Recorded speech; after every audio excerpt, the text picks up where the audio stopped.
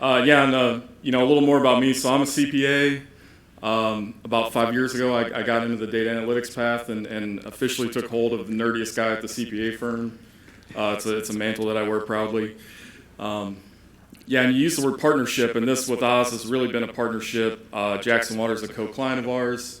Definitely want to give Santiago Silvestrini a name drop. He's been integral to this project. Couldn't make it here today, but I'll try to do his work justice. I'll start by giving you a little background about who is Jackson Water.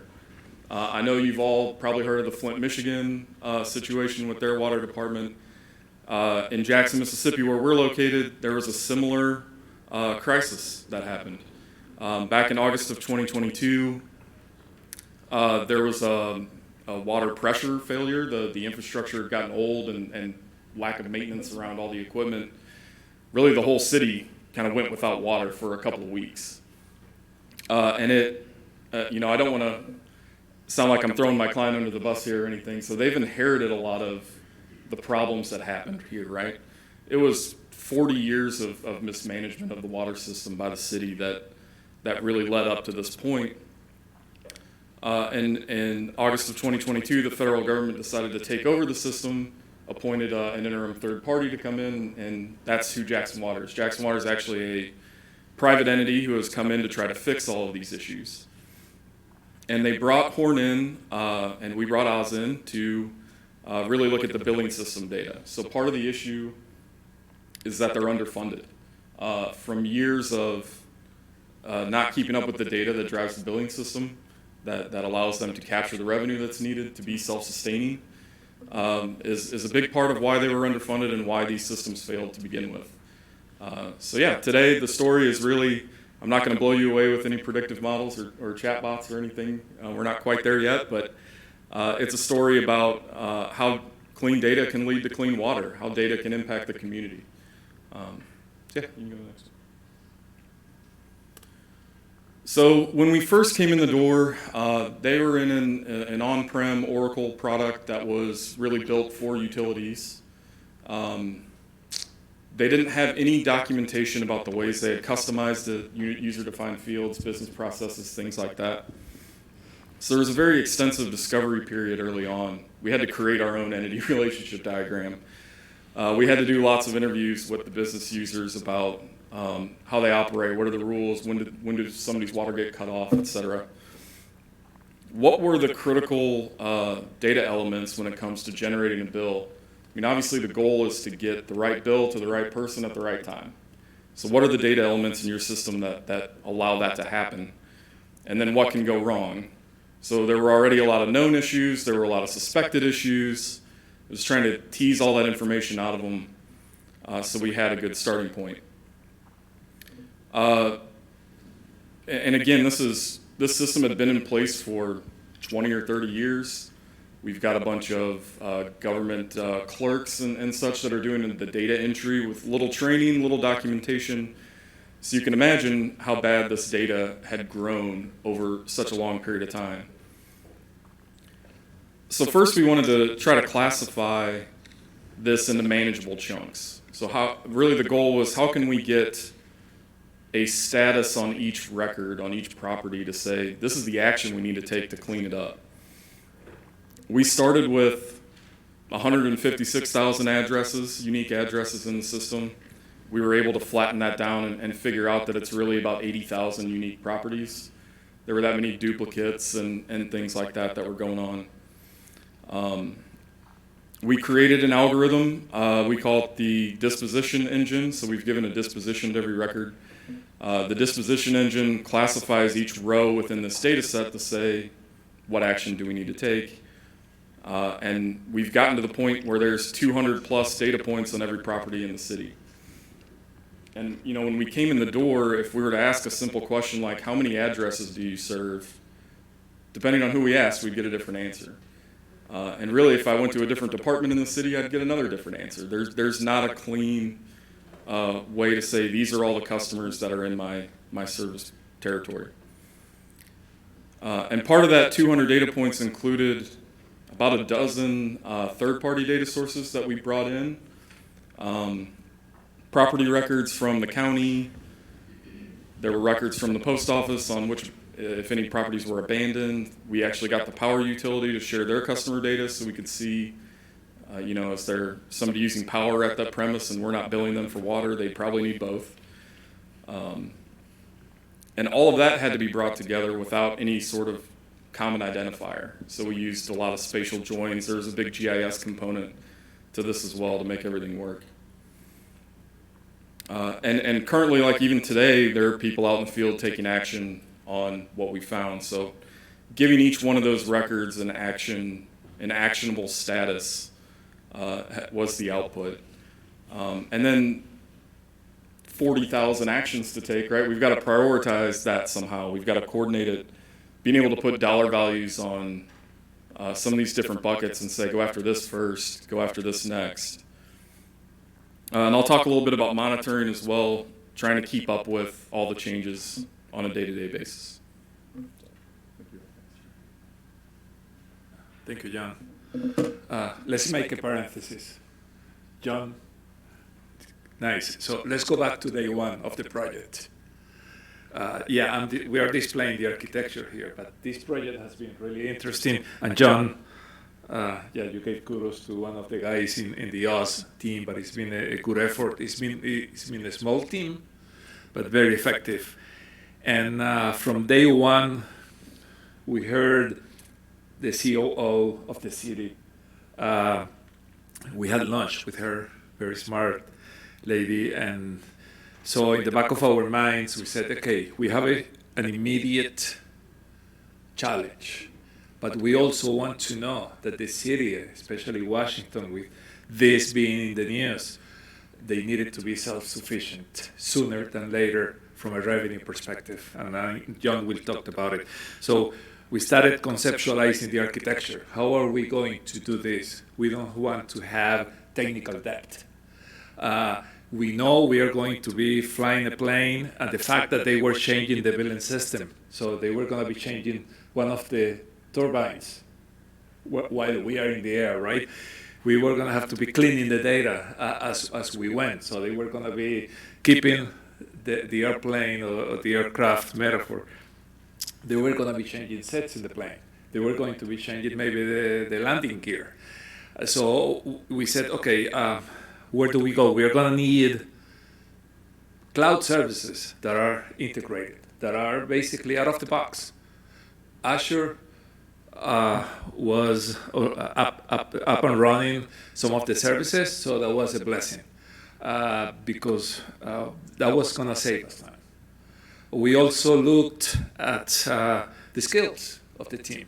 We had a solution architect, a data engineer, a data analyst with machine learning experience, and then a really good, awesome Scrum Master PM, Roxanne, a really good BA, and that was the team. And then Jon and I part-time, he way more than I was, or I am, with the project. So you see, it's a very small engagement from a team perspective, but very effective. So having all that in mind, we said, okay, we are going to go with Azure. We know the FA. We know Python. Databricks was up and running. Azure Databricks, to be more exact. And we know what the immediate challenge was. We knew the state of affairs with the data. The data was not even close to being ready for some type of AI like what we have heard today, right? Where AI could help us finding anomalies or finding outliers. We were not there yet. No.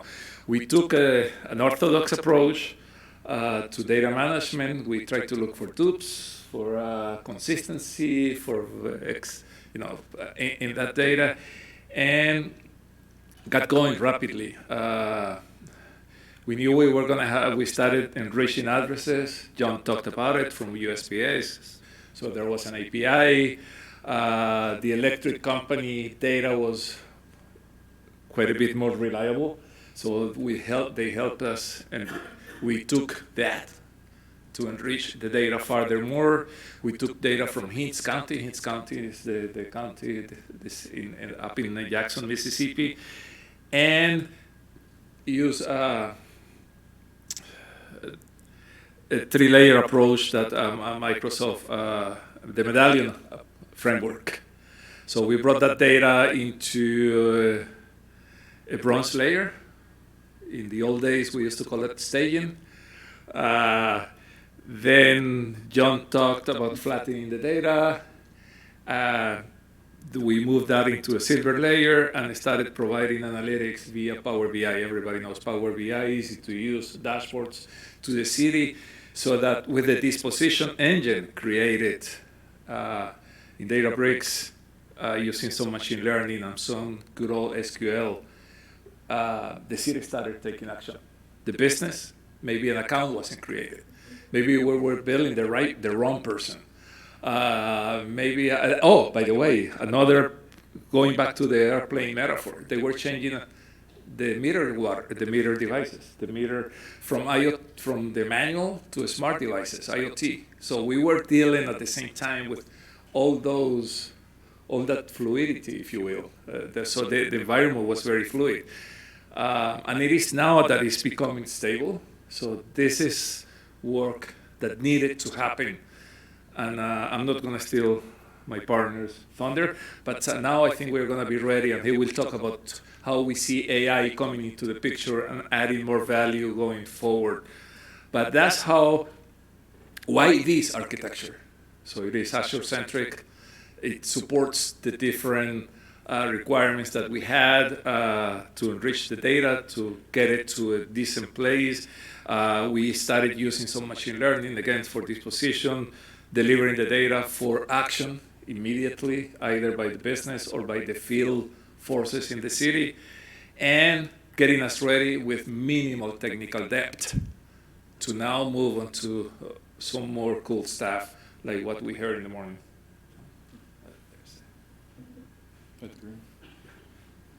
All right, thanks, Sal. So how did we help? What are some of the things we find? I want to give you a sense of the scope of the issues here. We found 1,500 properties that were using water, so they had one of these new IoT meters. We could tell water was flowing to the property, but there had never been an account associated with that address. So we were able to send people out in the field to start getting those customers to sign up. I think at this point we've gotten 700 new accounts that way. There are over 10,000 properties that, again, they've got the new meter. We know they're using water. They're getting the correct bill. Everything about the data is proper, but they're not paying it. And this is kind of an artifact of COVID, really. During COVID, they put a moratorium on being able to shut people's water off. And when they started thinking about how do we get that back in place, well, the data was so bad, they didn't know how many of these people were should be shut off and how many of them are just bad data, right? So I think now that we've gotten up to this point, we can tell them, all right, these are the properties and the people that live there, these are the ones that you need to go take care of. And I've put some rough estimates there of how much that's worth to them annually. There's another 1,600 properties that don't have the new IoT meter. So if, back in the day, you'd have a meter reader who would go around and manually take a look at a meter and write it down and come back to the office and hand it off to somebody to enter in, right? Still that type of meter associated with it. So we don't know for sure if they're using water or not, but they are getting a bill and not paying it. So this could be data issues. It could be, hey, we need to clean up and archive and deactivate these accounts. Or there could be somebody there, and we need to get the new meter in place to really know. And then another 15,000 properties that needed data correction of some kind. Could be an address that's not deliverable. It's not up to the USPS standard. Their service agreements are not correct based on the business rules. There's a whole bunch of different things that happen there. And so you can tell all these different issues. The disposition engine, I think there's 120 different dispositions for all the different combinations of things that can happen. And it really kind of follows, there's a happy path, right? You come and you turn on your water, you set up your account, you start getting a bill, and there's all these different ways that you can fall off that path. So that's really what we tried to build out here. This is, anybody have a spirograph when you were a kid? Do you remember those things? This is about a month's worth of activity. And you can see as it moves from one point on the circle to another, it's moving from one disposition to another.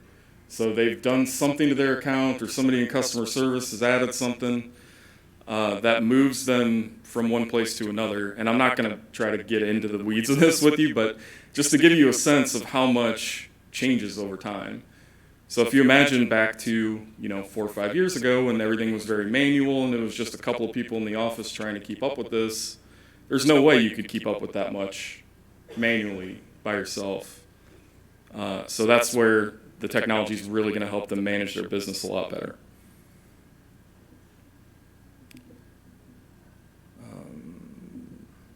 Okay, what's the impact? So and this is all in the newspaper. I mean, you can all go look up more of this stuff, but currently the utility is collecting around $60 million annually in revenue. Based on the analysis they've done, they need around $105 million to be self-sustaining for all the infrastructure needs that they have and all the upgrading of equipment they need to do. So that's kind of where we came into this, what we were targeting. Having clean data allows them to enforce their rules. So if you're getting water and not paying for it, they know that for sure, and they can come shut it off, whatever they need to do. So at the end of this project, we expect annual revenues to go up somewhere in the 120 to 140 million range. We'll see how that shakes out. But this is where we draw that line between clean data and clean water. You've got to have, your billing system has to be functioning properly for you to collect the revenue you need to sustain the infrastructure. 20 years of not doing that is how we ended up here. Okay, so what does the future hold? I put down a couple of the ideas we've been kicking around as we get this data cleaned up. What are some of the first things we want to do from an AI perspective?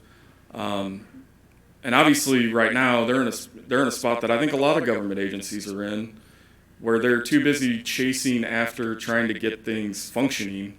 They don't have the time to dream. They're not coming and asking, how can AI help me serve my community better? They're saying, hey, I've got this 20-year-old homegrown system that doesn't work. Can you help me? Right? So I think going forward, being able to predict something like customer turnover would be really useful for them. Now, their goal as a government entity is not to make a profit, right? So there's a humanitarian aspect to this. I think that model to predict turnover would be more about early intervention and ways that we can keep the water on. How can we give them a discount or forgive a bill for a month? Or what are going to be some of the actions we can drive to achieve the mission of clean water for everyone in the city?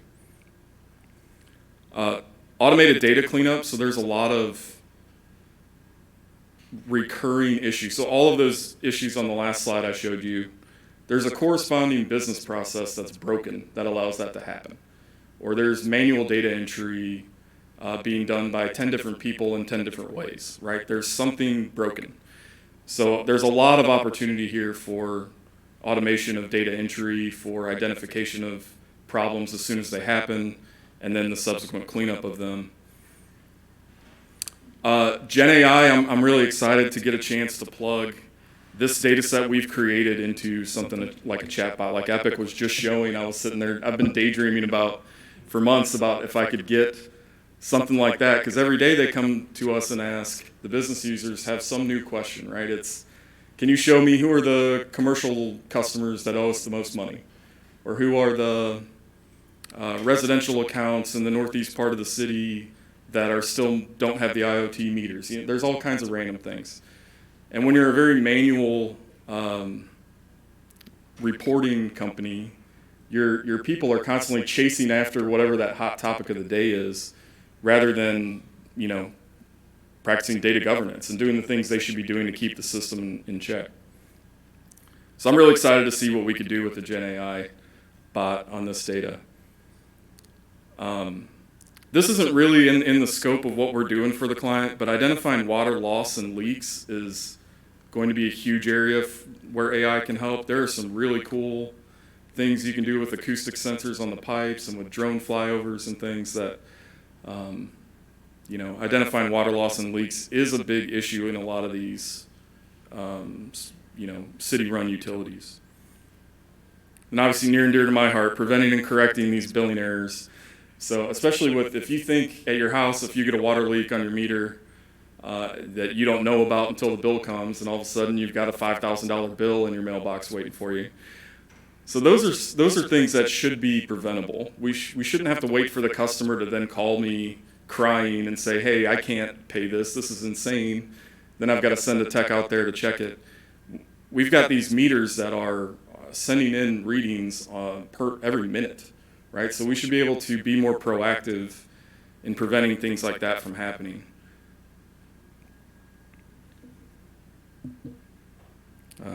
So I went fast. We've got plenty of time for questions if anybody has.